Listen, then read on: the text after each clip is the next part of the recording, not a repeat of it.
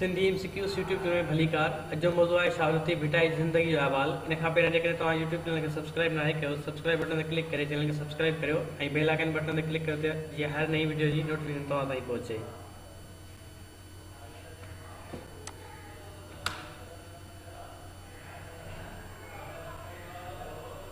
शाह अब्दुल लतीफ़ भिटाई। शाह लतीफ़ सन 1699 ईस्वी मुताबिक़ 1102 हिजरी सदी में हाला हवेली में पैदा थियो। शाह अब्दुल करीम बुलड़ी वारो शाह लतीफ़ जो रिश्ते में परॾाॾो थींदो हो। शाह लतीफ़ खे तालीम जे सिलसिले में मखदूम मोहम्मद हाशिम ठटवी वटि मोकिलियो वियो। हिकु रवायत मूजिबि शाह साईं पंहिंजो समूरो कलाम करार ढंढ में उछलियो हो। बाद में संदन मुरीदनि समूरो कलाम मुलियानी नेमत वटां हथु कयो। मियां ग़ुलाम शाह कलोड़े हुक्मरान शाह साहब जी मज़ार ते मक़बरो जोड़ायो। शाह साहब सामिन जोगिन ऐं काफ़िरनि सां गॾु हिंगलाज जो सफ़र कयो। शाह साहब जे ज़माने में ॿाहिरें हुक्मरान नादिर शाह सिंध ते कार कई हुई।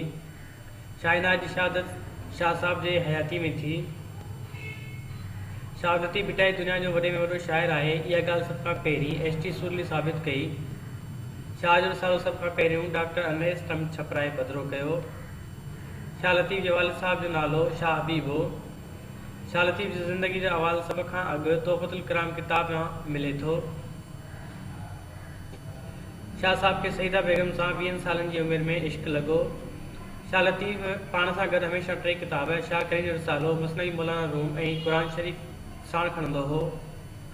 शाह साहब जो मक़बरो ईद अंदाज़े ठाहियो हो। शाह लतीफ़ 63 सालनि जी उमिरि में वफ़ात कई। मीरनि जी साहिबी में शाह साईं जे मक़बरे जी मरमत मीर नसीर ख़ान टालपुर कराई। शाह लतीफ़ जी मज़ार ते ख़ासि तौर ते जुमे जी राति जो राग थींदो आहे। शाह साईं जी नंढपण में गज़ कमान रांदि जो शौक़ीन हो। मूसीक़ी जो साज़ दंबूरो शाह लतीफ़ पाण ईजाद कयो। हिंदू शाइर मदन भगत सां शाह लतीफ़ जी गहरी दोस्ती हुई। शाह लतीफ़ सभ खां अवल गंजे टकर जो सफ़र कयो हो। 1740 ईस्वी में शाह साईं जोगिन सां गॾु हिंगलाज ॾांहुं सफ़र ते रवानो थियो। शाह लतीफ़ खे निज सिंधी राग जो बानीकार चयो वञे थो। मखदूम मोहम्मद ज़मान लवारी वारे शाह साहब खे पंहिंजो मुरीद थियण लाइ चयो हो।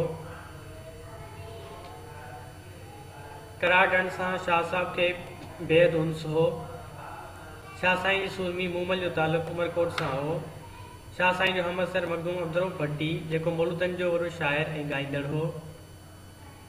शाह साईं जो हमअसर शाइर मियां साहब बिन फारूकी जेको काफ़ी जो बहितरीन शाइर हो। लतीफ़ साईं पंहिंजी शाइरी में मूमल खे गुज़र कोठियो आहे।